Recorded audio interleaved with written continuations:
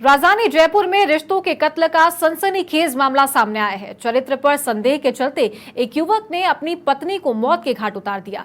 किसी दूसरे से फोन पर बात करना उसे नागवार गुजरा और उसने अपनी ही पत्नी को मौत की नींद सुला दी। देखिए रिपोर्ट।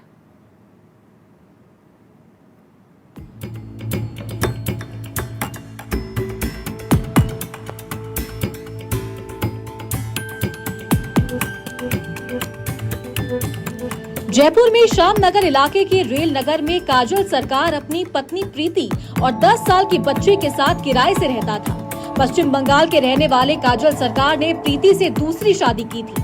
पहली बीवी से 3 बच्चे थे। बाद में काजल ने अपनी पहली बीवी को छोड़कर प्रीति से शादी कर ली। 3 साल से दोनों साथ रह रहे थे, लेकिन कुछ दिनों से काजल को अपनी पत्नी के चरित्र पर संदेह था।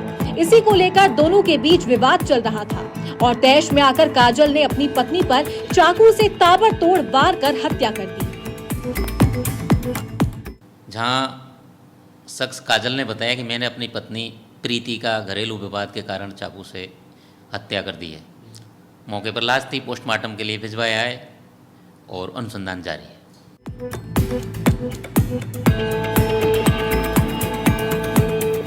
खास बात यह है कि जिस वक्त काजल ने प्रीति पर चाकू से वार किया, उस वक्त 10 साल का बच्चा भी मौजूद था। काजल प्रीति पर ताबड़तोड़ चाकू से वार करता रहा।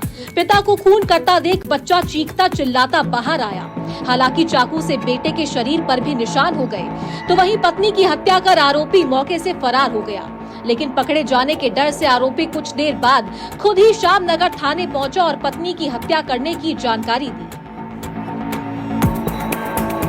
ये पश्चिम बंगाल का रहने वाला है काजल सरकार।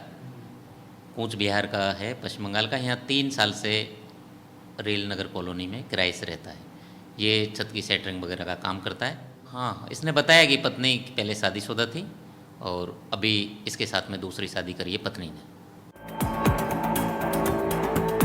पूछताछ में सामने आया है कि शटरिंग डालने का काम करने वाले काजल सरकार ने प्रीति के लिए पहली बीवी को छोड़ा था। इसी बीवी ने दूसरे शख्स के लिए काजल के साथ धोखा किया। फिलहाल पुलिस आरोपी से पूछताछ कर मामले की जांच कर रही है, लेकिन रिश्तों में तकरार के बाद कत्ल की घटना ने काजल सरकार को एक हत्यारा बना दिया, जिसे अब अपने गुनाह की सजा सलाखों के पीछे भुगतनी पड़ेगी। यादवेंद्र शर्मा, समाचार प्लस, जयपुर।